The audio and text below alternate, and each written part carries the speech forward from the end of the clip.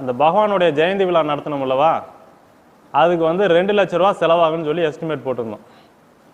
அப்போ இப்போ ட்ரஸ்டியாக இருக்கிற நாங்கள் எல்லாரும் சேர்ந்து அந்த செலவை போட்டு பண்ணி முடிச்சிடலாம் அப்படின்னு சொல்லி முடிவு பண்ணியிருந்தோம்.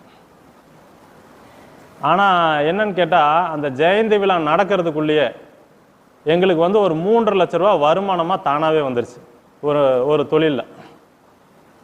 அப்போ நாங்கள் என்ன பண்ணோம், அந்த பணத்தை வச்சு ஜெயந்தி விழா முடிச்சுக்கலான்னு முதல்ல முடிவு பண்ணியிருந்தோம். ஆனால் ஜெயந்தி விழா முடிஞ்ச உடனே இப்போ ட்ரஸ்ட்டில் இருக்கிற சில பேர் என்ன சொல்லிட்டாங்கன்னா, நம்ம தானே கையிலேருந்து பணம் போட்டு அந்த விழா முடிக்கிறேன்னு சொல்லியிருந்தோம், அப்போ ஏன் இந்த பணத்தை எடுக்கணும், அந்த பணம் வந்து நமக்கு வந்து பின்னாடி ஏதாவது தேவைப்படும் அப்படின்னு சொல்லிட்டாங்க. அப்போ நாங்கள் ட்ரஸ்டி எல்லாரும் கையிலேருந்து பணம் போட்டு அந்த விழாவை முடிவு பண்ணி இந்த 3.5 லட்ச ரூபாயை டெபாசிட்டாக அப்போவே வந்து நாமாலயத்துக்கு வந்து ஒதுக்கிட்டோம்.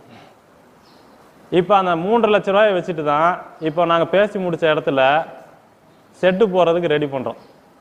கையில்